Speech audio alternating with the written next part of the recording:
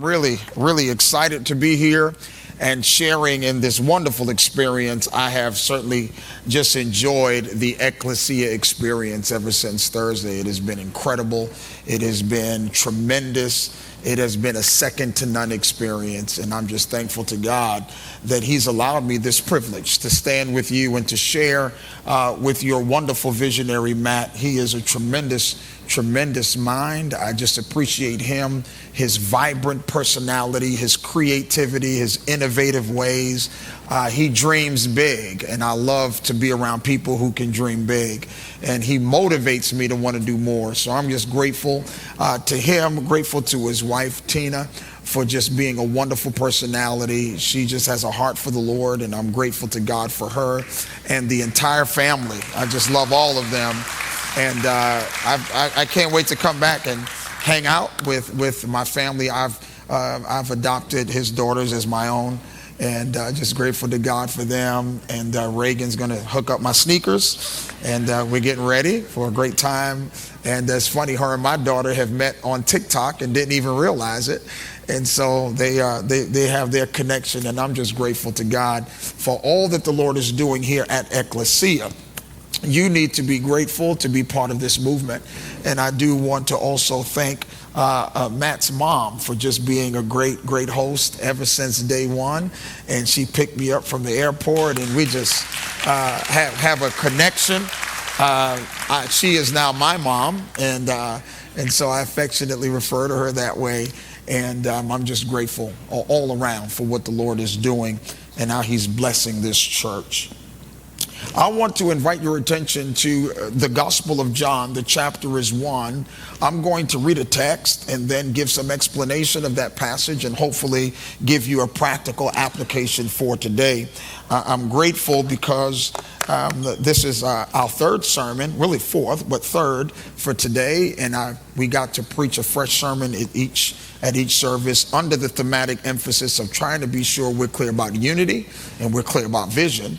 And today I want to be sure at this service that we're clear about the beauty that God understands me. And I want to read a text to you that's theologically lofty. I'm going to take a little time to explain it, and then I think you'll appreciate it. John chapter 1, verse 18, it says, "No one has seen God at any time. The only begotten God who is in the bosom of the Father, He has explained Him." And I want to lift for a subject, a thematic accent for today: He understands me. The reality is that as much as we worship God, and rightfully so, and as much as we engage God in an intimate way in a worship context, our worship to God is, for the first reason, is that God is worthy to be worshiped. We are to love the Lord our God with all our mind, with all our heart, with all our soul. We are to give Him everything we have.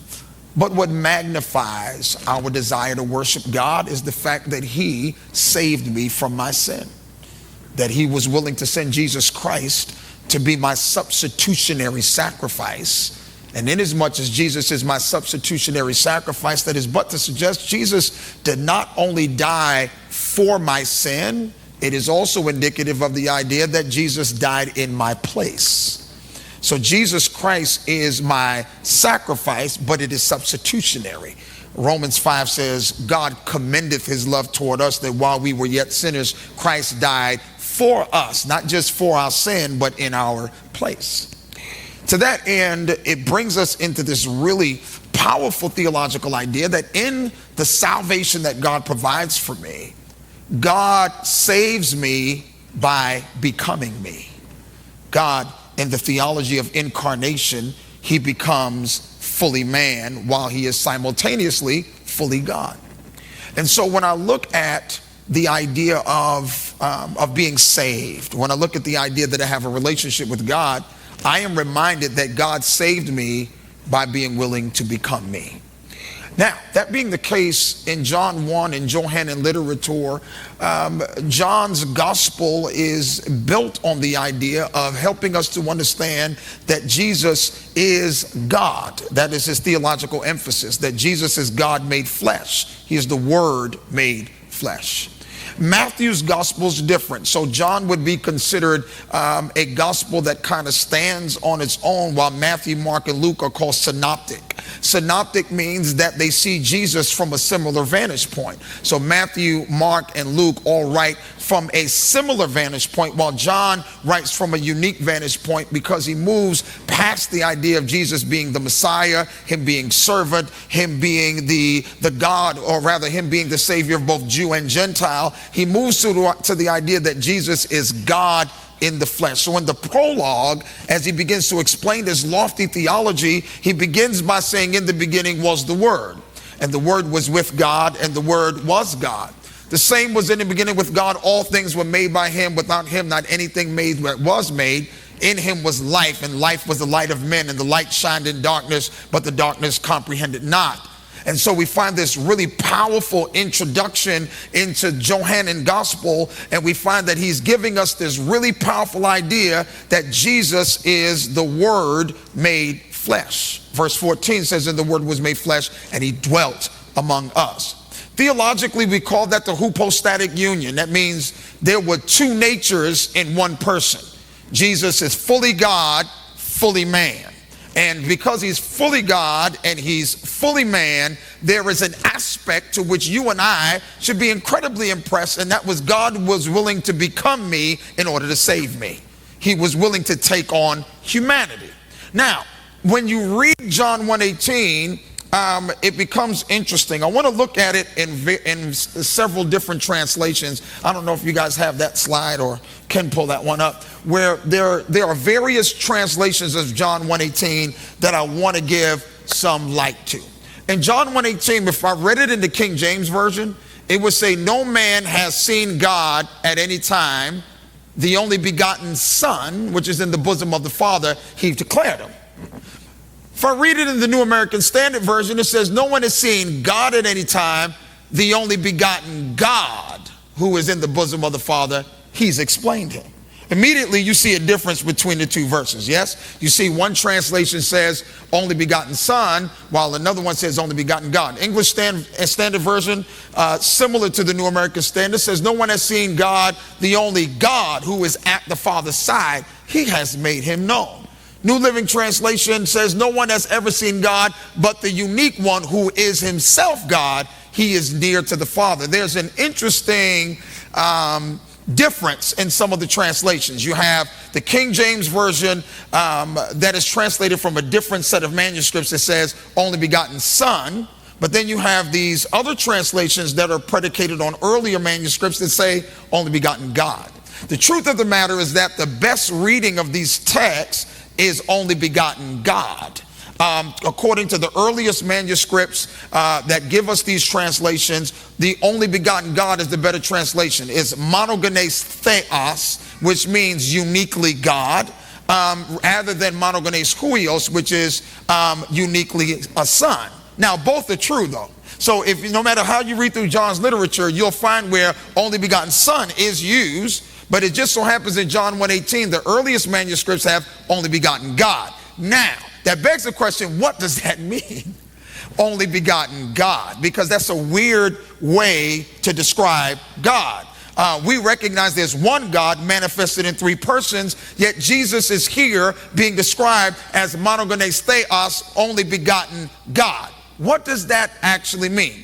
The word monogenes just means unique. Jesus is uniquely God. In what sense would he be unique? There's one God manifested in three persons, yet Jesus is uniquely God. Why? Jesus is uniquely God because he's the only member of the Godhead that took on human nature. So he is God, but he is God-man. He's man-God. Does that make sense? So he's one God manifested there's one God manifested in three persons, yet Jesus is uniquely God because he's that member of the Godhead that became a man. And so the only one that has ever seen God is the one who is uniquely God. Does that make sense? So the one who is uniquely God saw God, and we find that they had companionship together, which goes with John 1:1. In the beginning was the Word was with God, and the Word was God. Interesting thing about that passage, it says, in the beginning was. That word was is in the original language, it's an imperfect tense verb. It simply means it's describing continuous existence. So that means when the beginning began, the word was already there. Does that make sense? So when the beginning started, the word didn't start with the beginning. He was there before there was any such thing as a beginning. So when there's a beginning, the word was already in a continuous state of existence, which means Jesus' existence didn't start with time. He predates time. Does that make sense? All right. Now, I know that's hard for the finite mind to understand because you and I have a beginning. But Jesus has no beginning. In the beginning was the word, or the word was already there when the beginning began. I know that. Does that make sense? So as soon as the beginning started, the word was already in existence. So he doesn't start with time. He predates time, and he was with God and he was God. So when you get to verse 18, it really magnifies that point. It says, no man has seen God at any time. The only begotten God, theos, he has declared him. That word declared or explain is a word that means to give explanation to, right? It's the word where we get this word exegesis from. Jesus is the living exegesis of God. He is the living explanation of God. Jesus puts it this way in John 14. He says to Thomas, when you have seen me, you've seen the Father. I am the explanation of everything God is. Now, here's where I want you to be impressed. That being the case, when Jesus becomes a man, he takes on humanity so that he can fully, experientially understand me, and in addition, die for me. Now, God loved you so much that he said, I'm going to become you, and then I'm going to suffer for you, and then I'm going to die for you, and lastly, then he's going to mediate for me. Now, let's get this in your spirit. I don't want to take too much time to talk about the death of Jesus. God experiences what it is to die. God can't die, but in his human state, the body dies. God was willing to suffer on my behalf. Such an ignominious death. I mean, my God.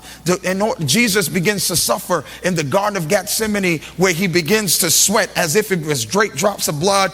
Medical scientists call that hematidrosis, which simply means that a person can be under such stress that their sweat glands seep into the blood capillaries, and you find where as Jesus was sweating, there was a reddish sweat that would come from his brow, and we call it, Luke called it great drops of blood. And then as you watch Jesus go through that moment, they would take whips and they would put bone fragments in the whip so that every time the whip would hit Jesus' body, it would pull flesh off of his body. So he would go through this agonizing moment of dying for us. And then to add insult to injury, while Jesus is hung on the cross, he's hung in what's called an asphyxiated position, where his arms are above his shoulders and his knees are bent. And in order to breathe, he's got to pull up on the nails that are in the base of his hand and push on the nails that's in the base of his foot. And as he's pulling up, he does that just so he can take one breath and exhale on the way down. So every time Jesus comes up, he utters a word, Father, forgive them, for they know not what they do. And he slopes back down and he pushes back up and he says, Father, into thy hands I commend my spirit. That's the suffering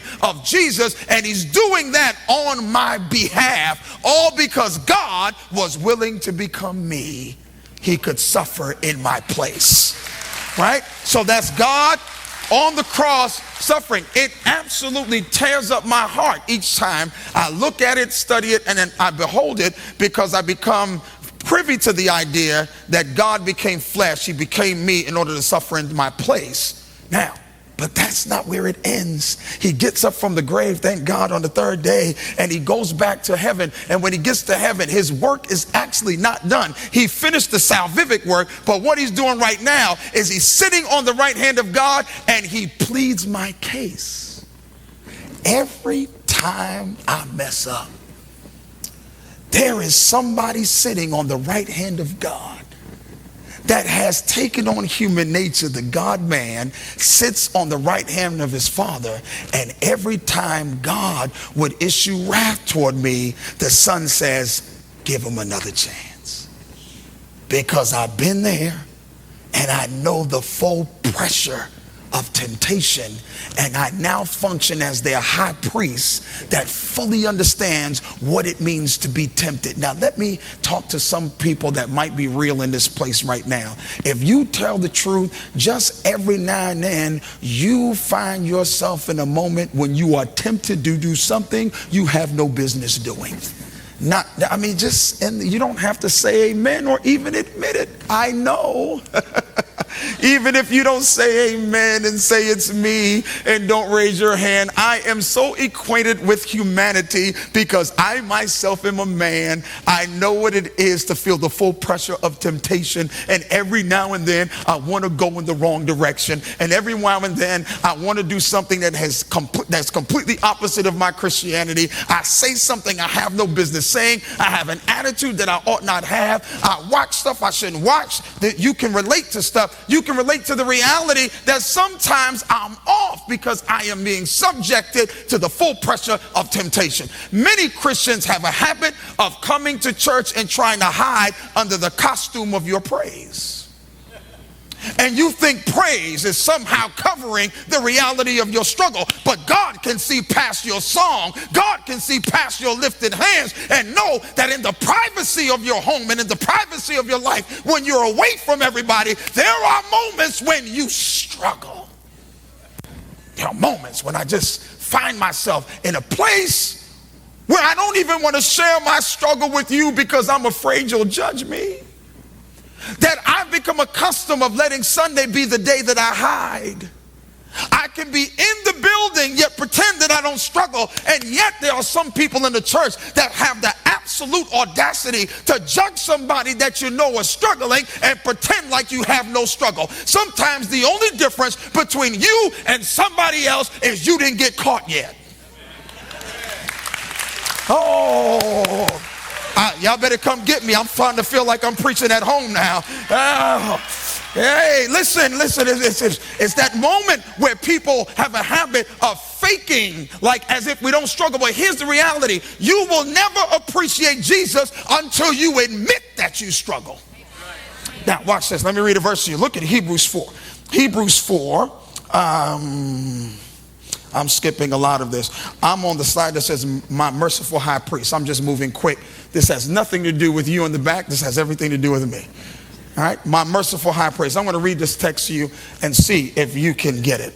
Hebrews 4 says, therefore, since we have a great high priest who has passed through the heavens, Jesus, the Son of God, let us hold fast our confession. For we do not have a high priest who cannot sympathize with our weaknesses, but one who has been tempted in all things as we are, yet he is without sin.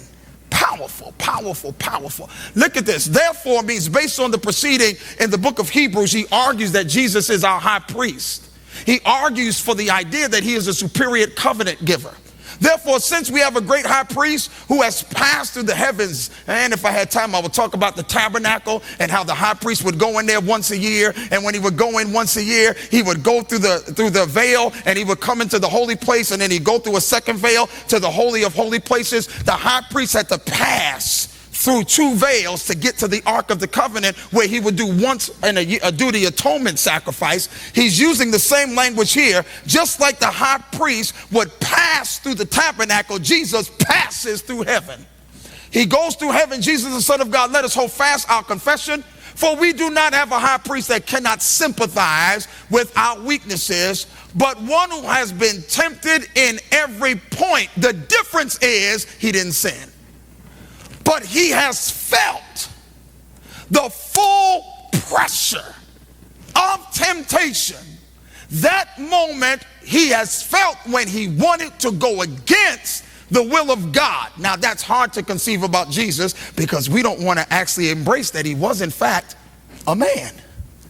He was in fact one with human nature and could be tempted. He felt the pressure of temptation so that you could recognize the idea that he sympathizes when you go through your temptation. Now, here's the thing. What is temptation? Temptation is, by definition, when the moment of opportunity meets the moment of weakness. temptation. When the moment of opportunity meets the moment of weakness, that is a bona fide temptation. Oh man, sometimes there's an opportunity, but I'm not weak. Sometimes I'm weak, but there's no opportunity. But oh God, when that opportunity meets weakness, y'all not hearing me.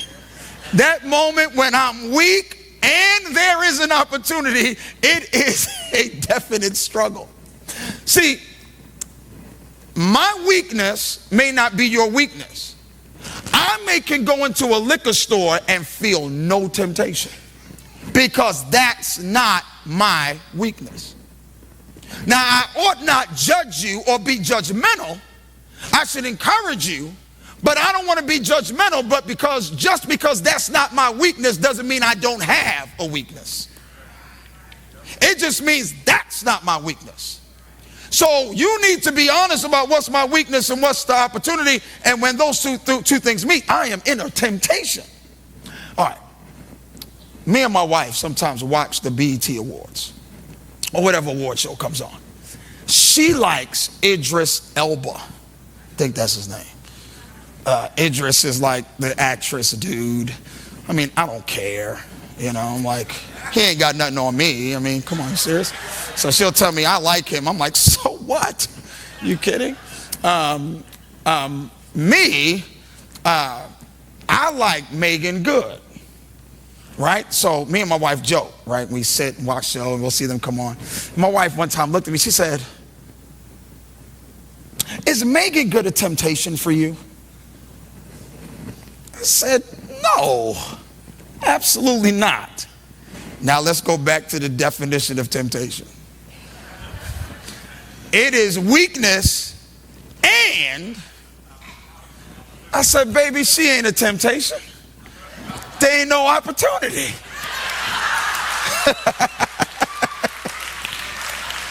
And then I asked her, are you tempted by Idris Elba?